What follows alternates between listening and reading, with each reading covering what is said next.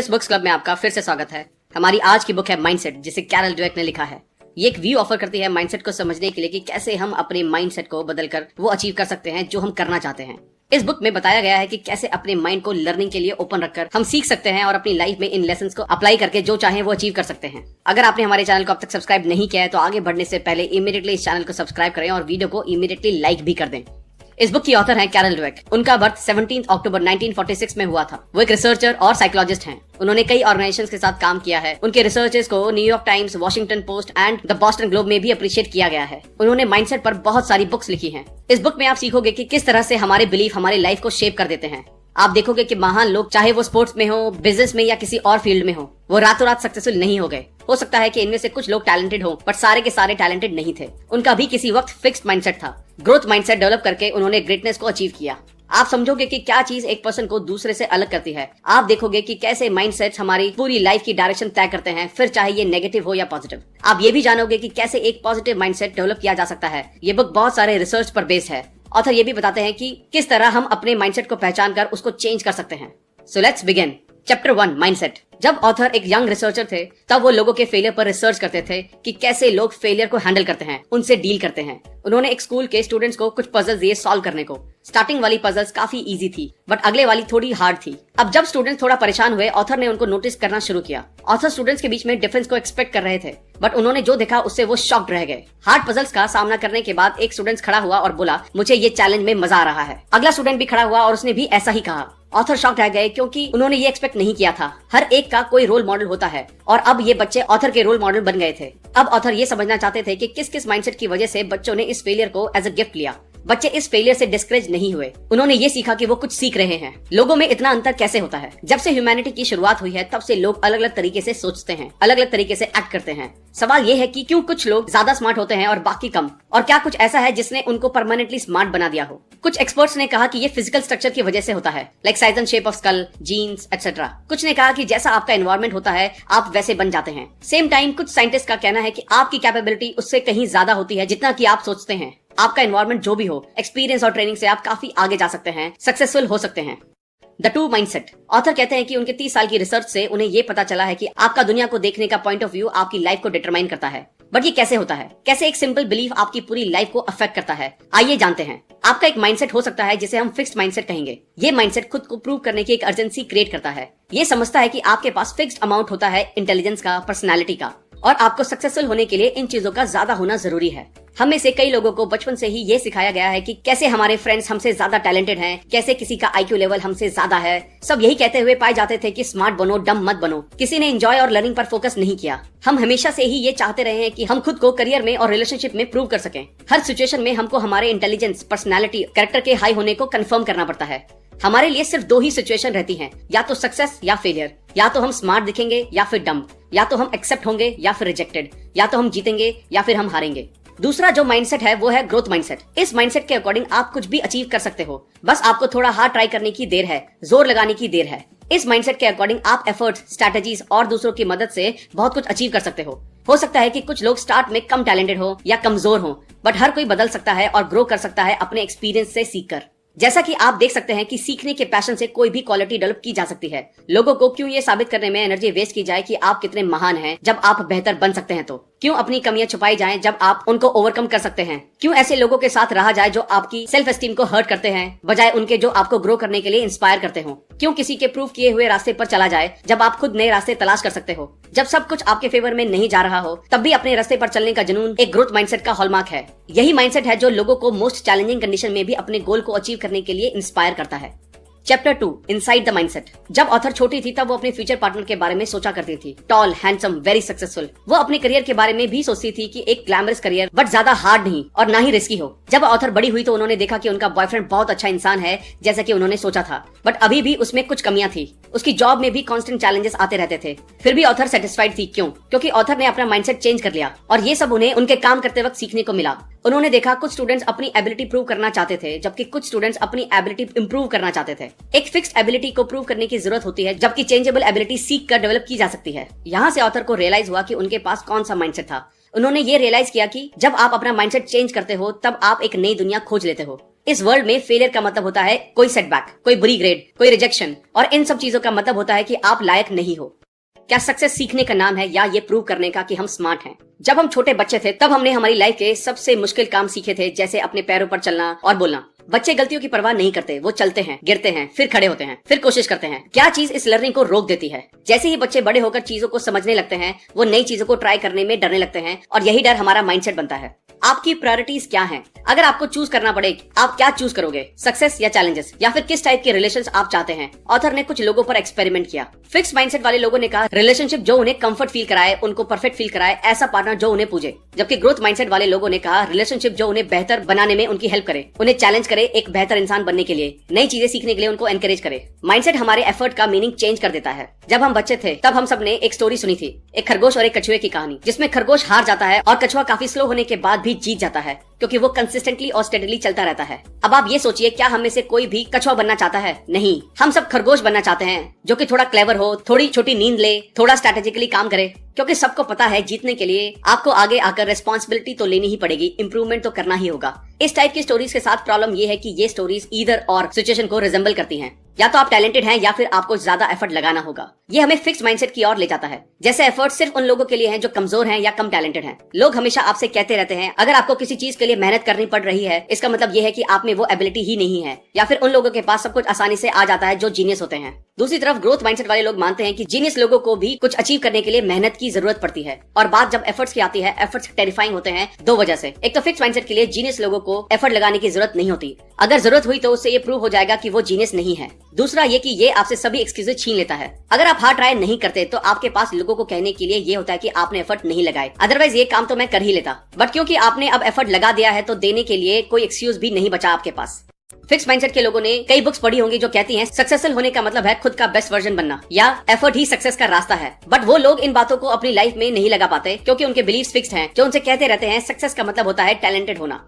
Questions and answers. Question, अगर आप एक बार अपने काम से अपनी एबिलिटी प्रूव कर चुके हो तो क्या आपको इसको लगातार साबित करते रहने की जरूरत है? फॉर एग्जाम्पल, एक प्रिंस ने एक ड्रैगन को मारकर अपनी ब्रेवरी प्रूव करके अपनी ड्रीम गर्ल से शादी कर ली, तो क्या उसको अब भी प्रैक्टिस करते रहने की जरूरत है, क्योंकि उसको वो मिल चुका है जो उसको चाहिए था? तो आंसर ये है यस, क्योंकि हर दिन नए बड़े ड्रैगन आते रहेंगे, और जैसे जैसे सिचुएशन हार्ड होती है, और ऐसा जरूरी नहीं है कि कल की एबिलिटी आज काम आ जाए, सो इम्प्रूवमेंट तो करना ही होगा। क्वेश्चन, क्या माइंडसेट परमानेंट होते हैं या फिर आप उन्हें चेंज भी कर सकते हैं? दोनों माइंडसेट की थ्योरी पढ़कर आप ये तो समझ गए होंगे कि इनको चेंज किया जा सकता है, आप अपनी सोच को बदल सकते हैं। ये भी जानना जरूरी है कि लोग हमेशा एक ही माइंडसेट में नहीं रहते। ऑथर ने अपने एक्सपेरिमेंट्स में ये देखा है कि कुछ भी सीखा जा सकता है अगर थोड़ा हार्ड ट्राई किया जाए, और ये आपको ग्रोथ माइंडसेट में ले जा सकता है। क्वेश्चन, क्या मैं फिक्स माइंडसेट और ग्रोथ माइंडसेट दोनों माइंडसेट वाला इंसान हो सकता हूँ? क्योंकि मुझे लगता है कि ऐसा ही है। लोगों के अलग अलग एरियाज में अलग अलग माइंडसेट हो सकते हैं। जैसे किसी की आर्टिस्टिक स्किल्स फिक्स हो सकती हैं, बट उसका इंटेलिजेंस डेवलप किया जा सकता है। रिसर्चेस में ये पता चला है कि जिस पर्टिकुलर एरिया में आपका माइंडसेट जैसा होगा, वो आपको उसी डायरेक्शन में ले जाएगा। क्वेश्चन, क्या हम कह सकते हैं कि लोग फेल होते हैं अपने एफर्ट्स को लेकर बिलीफ के कारण? नहीं, ये सच है कि एफर्ट जरूरी है, कोई भी इसके बिना सफल नहीं हो सकता, बट यही सिर्फ अकेली क्वालिटी नहीं है। लोगों के पास अलग रिसोर्स और अपॉर्चुनिटी हो सकती है। फॉर एग्जाम्पल, अगर किसी आदमी के पास बहुत पैसा है और उसके पास पेरेंट्स का सेफ्टी नेट है तो थोड़े ज्यादा रिस्क ले सकता है, लेकिन एक पॉइंट पे तो उसको भी एफर्ट्स लगाने ही होंगे।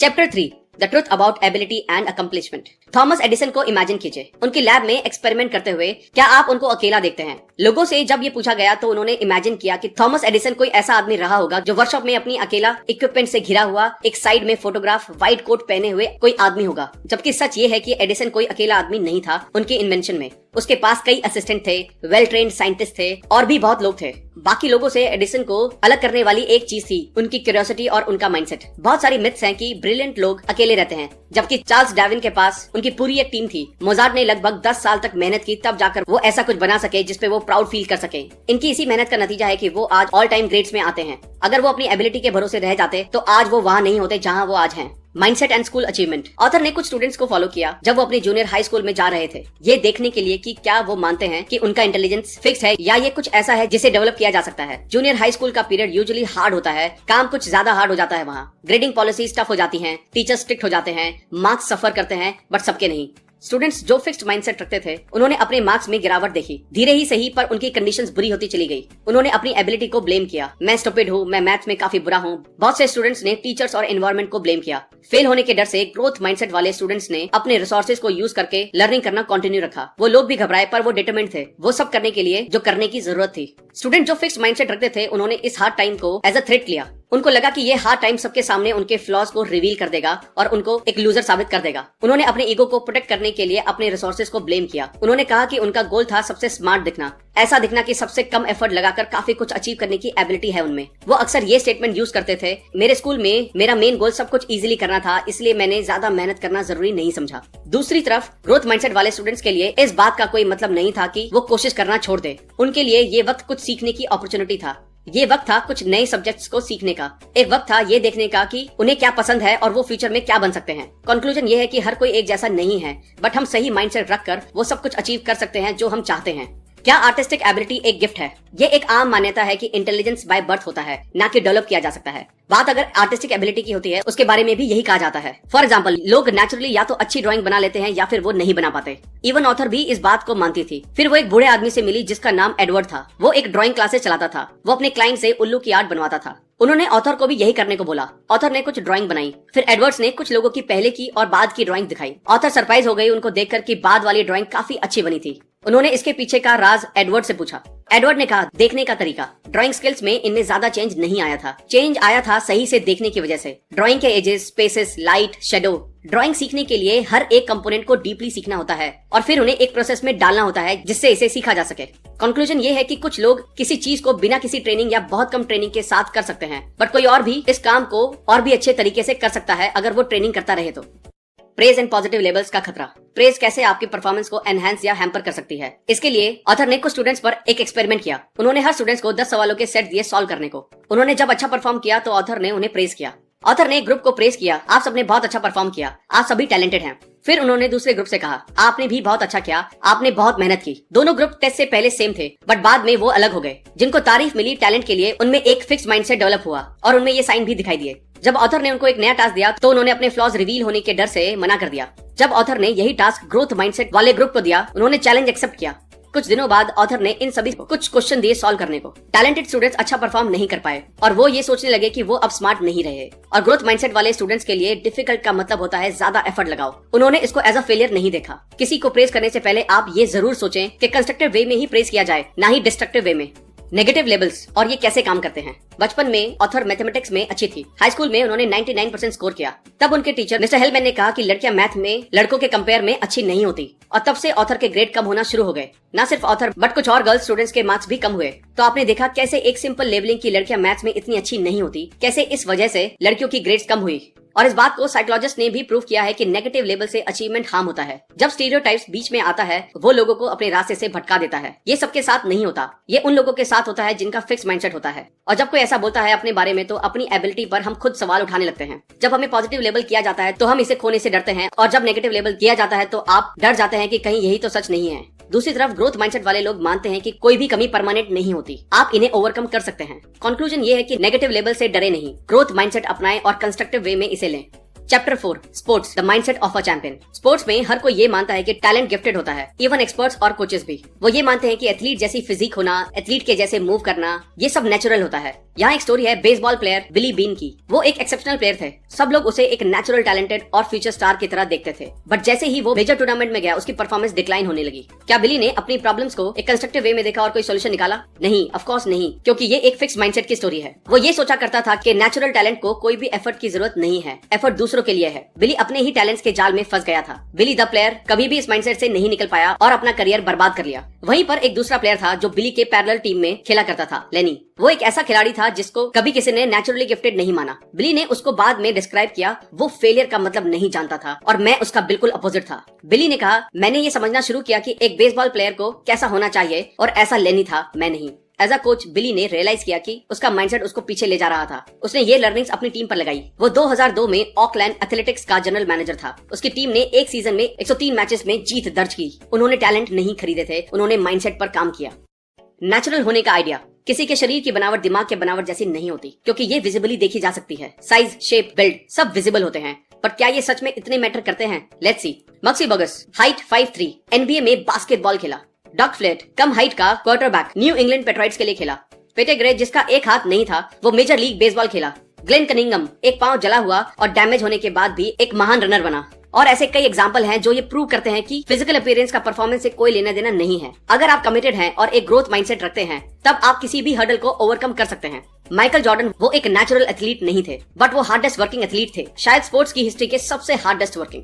सक्सेस एंड फेलियर्स होता क्या है? ग्रोथ माइंडसेट वालों के लिए सक्सेस का मतलब होता है अपना बेस्ट देना, सीखना, सुधार करना, और यही हम चैंपियंस में देखते हैं। जैकी जेनर कहते हैं एथलेटिक्स का असली मजा हमेशा जीतने में नहीं होता, उनके लिए प्रोसेस का हर पल मजेदार होता है। वो हार को हार की तरह नहीं लेते, वो इसको इम्प्रूवमेंट की एक अपॉर्चुनिटी की तरह लेते हैं। जब वो हारते हैं वो देखते हैं कि कहाँ गलती हुई है और सुधार करते हैं और पहले से ज्यादा काम करते हैं। ग्रोथ माइंडसेट वाले लोग सेटबैक को मोटिवेशन की तरह लेते हैं, एज अ वेकअप कॉल लेते हैं। कंक्लूजन ये है कि जैसा हम देख सकते हैं कि लगातार होने वाले सुधार मैटर करते हैं, सक्सेस तो मिल ही जाती है। हमको अपने फेलियर से सीखने की जरूरत है और इन लेसन्स को अपनी लाइफ में लगाने की जरूरत है।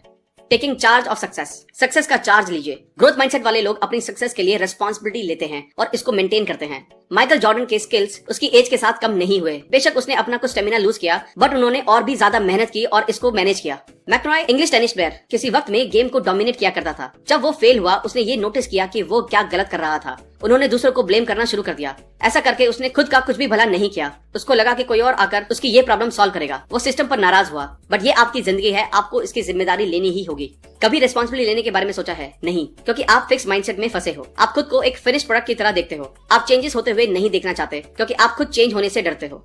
Chapter 5 business mindset and leadership Enron and the talented mindset. 2001 में एक कंपनी एनरॉन टैलेंटेड स्टूडेंट्स को हायर करने के लिए जानी जाती थी। फाइनेंशियली सफर करने लगी। हर कोई उम्मीद कर रहा था कि कंपनी की इतनी बुरी हालत नहीं हो सकती, पर फिर भी हुई। क्या ये करप्शन की वजह से था? क्या ये इनकॉम्पिटेंस की वजह से था? एनरॉन ने एक कल्चर बना दिया था टैलेंटेड स्टूडेंट्स को हायर करने का। इसने उन स्टूडेंट्स को फिक्स माइंडसेट डेवलप होने दिया। वो नई चीजें नहीं सीख पाए। एनरॉन की थिंकिंग ये थी कि आपको सक्सेस के लिए टैलेंट माइंडसेट चाहिए, और सच ये है कि इस तरह की सोच के साथ आप मार्केट में आगे नहीं बढ़ सकते। Fixed mindset leaders in action. Warren Bennis leadership गुरु जिन्होंने दुनिया के ग्रेटेस्ट लीडर्स को स्टडी किया। इनमें से हर एक लीडर में उन्होंने देखा कि कुछ बातें हैं जो इन सब लोगों में हैं। वो लोग खुद को प्रूव करने की कोशिश नहीं करते, वो तो बस वो करते हैं जिसे वो प्यार करते हैं अपने काम से, और इसी बात ने उनकी कंपनी को टॉप पर पहुंचाया। ली लाखों का ऐसे नहीं थे। वो एक फिक्स माइंडसेट वाले पर्सन थे। हेनरी फोर्ड जूनियर के लिए काम करते थे। वो अपने आप को हेनरी फोर्ड के सक्सेसर की तरह देखते थे, बट एक दिन हेनरी फोर्ड ने उन्हें फायर कर दिया। उनका फिक्स माइंडसेट ये एक्सेप्ट नहीं कर पा रहा था। उनका माइंडसेट उनको ये बता रहा था कि वो इतने भी सुपीरियर नहीं हैं, अदरवाइज कोई उनको फायर ही क्यों करता। एक दिन उनकी वाइफ ने उनसे कहा, हेनरी फोर्ड से फायर किए जाने के बाद भी तुम पहले से बेहतर हो चुके हो, तुम अमीर हो, तुम फेमस हो और तुम इन्फ्लुएंशियल भी। तो अब उन्होंने तय किया कि वो किसी और कंपनी को ज्वाइन करेंगे। उन्होंने क्राइसलर मोटर्स को ज्वाइन किया, जो उस टाइम बुरे दौर से गुजर रही थी। उनको CEO बनाया गया। उन्होंने जल्दी से नए और सही लोगों को हायर किया, नए मॉडल्स इंट्रोड्यूस किए और क्राइसलर को फिर से सक्सेसफुल बनाया। और उन्होंने खुद को ध्यान में रखते हुए एक बुक लिखी, today I am a hero. कुछ वक्त बाद क्राइसलर फिर से मुसीबत में पड़ गई। लाखों का फिक्स माइंडसेट खुद को प्रूव करने में लगा रहा। उन्होंने अपना टाइम और कंपनी का पैसा अपनी पब्लिक इमेज को बेहतर बनाने में लगाया। उन्होंने वॉल स्ट्रीट को इंप्रेस करने के लिए और क्राइसलर मोटर्स के स्टॉक्स के प्राइस बढ़ाने के लिए काफी पैसा खर्च किया, जो पैसा नई कार्स के मैन्युफैक्चरिंग पर खर्च होना चाहिए था। वो बस अपनी CEO की पोस्ट से बचना चाहते थे ताकि वो दुनिया को ये प्रूव कर सके कि वो एक लूजर नहीं थे। फाइनली जब कंपनी को बचने की कुछ उम्मीद बची थी तब वो ने लाखों को बाहर कर दिया। उनके बाद जो CEO आया उसने कंपनी को बेहतर चलाया। फिक्स माइंडसेट ये सब कर सकता है। ये कंपनीज को बर्बाद कर सकता है अगर उनका लीडर एक फिक्स माइंडसेट पर्सन है।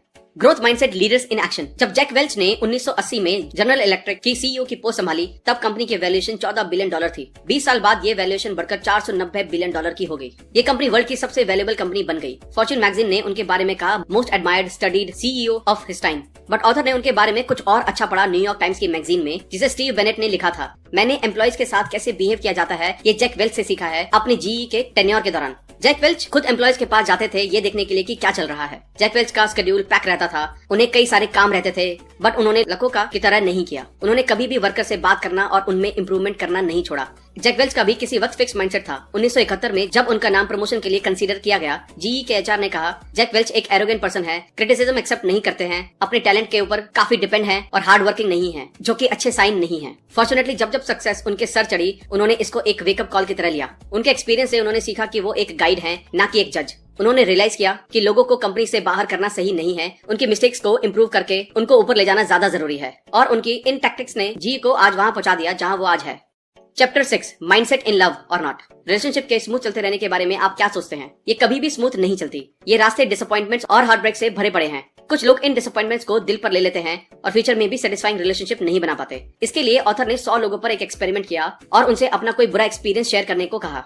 लोगों ने अपनी स्टोरी सुनाई। वहाँ पर दोनों माइंडसेट के लोग थे। जब फिक्स माइंडसेट के लोगों से पूछा गया, उनको जज फील हुआ और रिजेक्टेड भी। उनका सबसे बड़ा गोल होता है अपने एक्स लवर से बदला लेना। ग्रोथ माइंडसेट वाले लोगों के लिए ये समझने के बारे में होता है कि वो माफ करते हैं और आगे बढ़ जाते हैं। ऑल्दो वो भी हर्ट फील करते हैं, बट फिर भी वो इससे सीखते हैं। वो इसको एक सीख की तरह लेते हैं, क्योंकि हर रिलेशनशिप आपको कुछ सिखाती है और सही पार्टनर ढूंढने में आपकी मदद करती है। Mindsets falling in love. अभी तक हमने देखा है कि फिक्स माइंडसेट वाले लोग सोचते हैं कि आपकी क्वालिटीज फिक्स माइंडसेट होती हैं, बट रिलेशनशिप में 3 फैक्टर्स होते हैं, आप, आपका पार्टनर और आपकी रिलेशनशिप। फिक्स माइंडसेट के लिए ये तीनों ही फैक्टर्स परफेक्टली अलाइंड होने चाहिए, बट ग्रोथ माइंडसेट वाले लोग ये मानते हैं कि आप हमेशा क्वालिटी और कैरेक्टर डेवलप कर सकते हो, खुद में, अपने पार्टनर में और अपने रिलेशनशिप में। फिक्स माइंडसेट वाले लोग 2 तरह से सोचते हैं। अगर आपको अपनी रिलेशन पर काम करना पड़े तो ये रिलेशनशिप परफेक्ट नहीं है। इन लोगों के साथ एक समस्या ये है कि इनको लगता है सब चीजें ऑटोमेटिकली ठीक हो जाएंगी। रिलेशनशिप में प्रॉब्लम्स होने का वो ये मतलब लगाते हैं कि उनका पार्टनर फेथफुल नहीं है।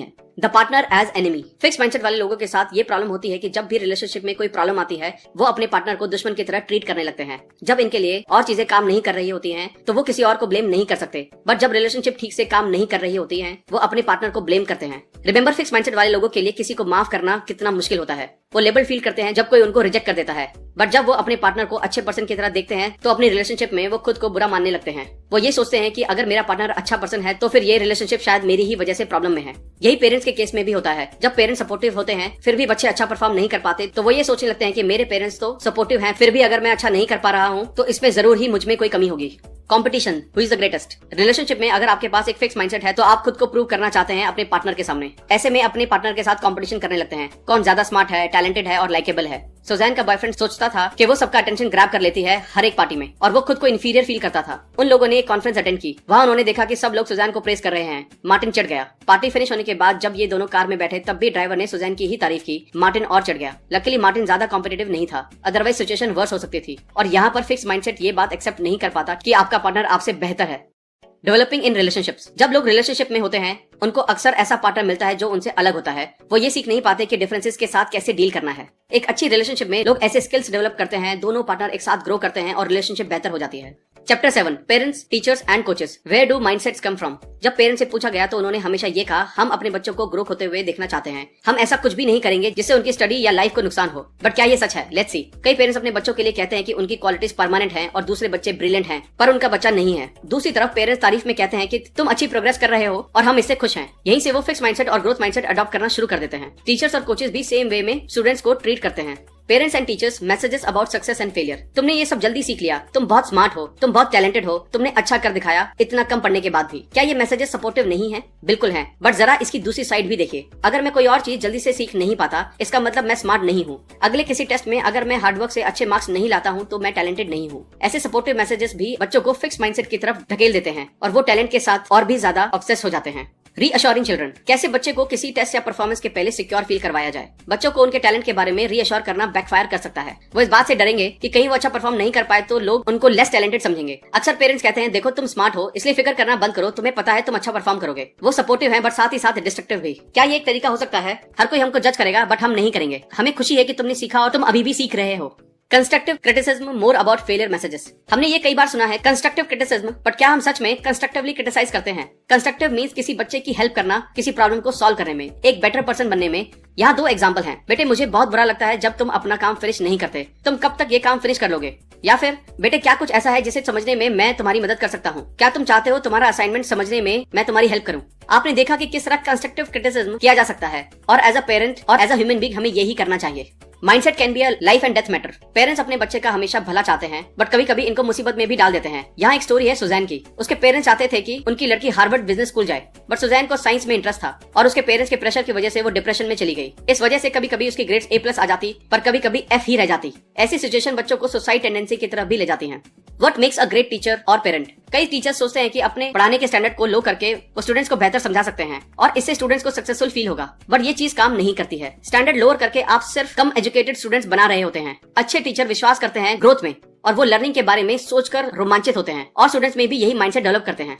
Chapter 8, changing mindset, a workshop, the nature of change. जब ऑथर अपनी फर्स्ट ग्रेड में थी, उसकी फैमिली नए टाउन में मूव कर गई। वहाँ के स्टूडेंट्स और माहौल ऑथर से अनफेमिलियर थे। स्टूडेंट्स उनसे काफी आगे थे। टीचर्स आई और उनसे एक लेटर लिखने को कहा। सब स्टूडेंट्स ने लेटर लिखे, बट ऑथर को पता नहीं था कि क्या करना है। अपने फिक्स माइंडसेट के चलते वो पूछ भी नहीं सकी। बाद में उन्होंने रियलाइज किया कि उन्हें टीचर से पूछना चाहिए था। आपको ग्रोथ माइंडसेट को डेवलप करना ही होगा। इसके लिए आपको हेल्प के लिए पूछना ही पड़ेगा। हो सकता है स्टार्टिंग में आपका माइंडसेट फिक्स हो, पर जैसे जैसे आप ग्रोथ माइंडसेट डेवलप करते हैं, ये आपके फिक्स माइंडसेट को ओवरलैप कर लेता है। Mindset go further. एक फिक्स माइंडसेट अपने ही स्टैंडर्ड्स बना लेता है जो पूरी तरह जजिंग के ऊपर बेस होते हैं। लाइक इसका मतलब मैं एक लूजर हूँ, इसका मतलब मैं तुमसे एक बेटर पर्सन हूँ, एटसेट्रा। ऑथर ने ऑब्जर्व किया कि फिक्स माइंडसेट वाले लोग किसी सिचुएशन को ज्यादा इवैल्यूएट करते हैं। कुछ अच्छा होना उनके लिए एक पॉजिटिव लेवल होता है और कुछ बुरा होना एक नेगेटिव लेवल। ग्रोथ माइंडसेट वाले लोग लगातार देखते हैं कि क्या हो रहा है, बट वो जज नहीं करते हैं खुद को या किसी और को। वो भी सेंसिटिव होते हैं पॉजिटिव और नेगेटिव इन्फॉर्मेशन के लिए, बट वो इन एक्सपीरियंसेस को कंस्ट्रक्टिवली लेते हैं, एक बिल्डिंग ब्लॉक के जैसे मैं क्या सीख सकता हूँ इस सिचुएशन से, मैं कैसे इंप्रूव कर सकता हूँ। A mind workshop. अभी ऐसा वक्त चल रहा है जब स्टूडेंट सबसे ज्यादा प्रॉब्लम फेस कर रहे हैं। कई लोग अपने ब्रेन को एक मिस्ट्री की तरह देखते हैं। उनको ये पता नहीं होता कि ये कैसे काम करता है। कई लोग ये सोचते हैं कि लोग या तो स्मार्ट पैदा होते हैं या एवरेज या फिर डम पैदा होते हैं और पूरी लाइफ ऐसे ही रहते हैं। बट नई रिसर्च से ये शो हुआ है कि ब्रेन एक मसल की तरह होता है। जितना आप इसको यूज करते हैं उतना ये मजबूत होता चला जाता है और ये साइंटिफिकली भी प्रूव हो चुका है। जितना आप सीखते हैं उतना आप बढ़ते हैं। जितना आप इसे चैलेंज करते हैं सीखने के लिए, उतने ही ब्रेन सेल ज्यादा बन जाते हैं। जो टास्क आपको किसी टाइम पर टफ लग रहे होते हैं, वो टास्क अब इजी लगने लगते हैं। People who don't want to change. Entitlement. Fix mindset वाले लोग सोचते हैं कि वो सही हैं, दुनिया को बदलना चाहिए, ना कि उन्हें। वो एक बेटर जॉब, एक बेटर घर, एक बेहतर पार्टनर होना अपना हक समझते हैं। वो ये मानते हैं कि दुनिया को उनकी वर्थ समझकर उन्हें अकॉर्डिंगली सब कुछ दे देना चाहिए। The dilemma. आप सोचते हैं मैं यहाँ ये लो लेवल की जॉब कर रहा हूँ, मैं ये काम करना डिजर्व नहीं करता हूँ, मैं हायर पोस्ट पे होना डिजर्व करता हूँ। आपके बॉस सोचते हैं कि आपका एटीट्यूड सही नहीं है। जब उन्हें किसी हेल्प और रिस्पॉन्सिबिलिटी की जरूरत होती है तब वो आपकी तरफ नहीं देखते हैं। जब प्रमोशन देने का वक्त आता है वो आपको नहीं देते हैं। The reaction of two mindset. वो मुझसे डरता है, आप कड़वाहट में कहते हैं, क्योंकि आपका फिक्स माइंडसेट आपसे ये सब कहता है। आपके दिमाग में लोगों को आपके टैलेंट को पहचानना चाहिए और आपको रिवॉर्ड देना चाहिए, बट जब वो ये नहीं करते हैं तो आप इसको अनफेयर बताते हो। बट जब आप ग्रोथ माइंडसेट अपनाते हैं, आप नए तरीके से सोचने लगते हैं। आप सोचने लगते हैं कि कुछ स्टेप्स को अपनाकर सिचुएशन को अपने फेवर में किया जा सकता है। आप हार्डवर्क करना कंसीडर करते हैं और लोगों के साथ ज्यादा हेल्पफुल होते हैं, तो आप अपने बिजनेस के बारे में बहुत कुछ सीख सकते हैं और एक अच्छा प्रमोशन भी पा सकते हैं। आप इस बात में यकीन करने लगते हैं कि कुछ लोग आगे होते हैं क्योंकि वो अपने काम के लिए कमिटेड होते हैं और एफर्ट्स लगाते हैं। थोड़ा थोड़ा एफर्ट लगाकर वो सिचुएशन को अपने फेवर में ही कर लेते हैं। Thank you guys, I hope ये वीडियो आपको अच्छी लगी होगी। आई होप आप इस वीडियो से बहुत कुछ सीखकर अपने आसपास के लोगों को, अपने आसपास की सिचुएशन को चेंज कर पाएंगे, वो भी सिर्फ अपने माइंडसेट को चेंज करके। अगर आपको ये वीडियो अच्छी लगी तो इमीडिएटली इस चैनल को सब्सक्राइब करें, वीडियो को लाइक और कमेंट करना ना भूलें। और अगर आप हमारे चैनल के साथ कोलैबोरेट करना चाहते हैं तो इमीडिएटली हमें ईमेल करें। थैंक यू सो मच, जल्दी मिलेंगे और भी बेहतर वीडियो के साथ। Thank you.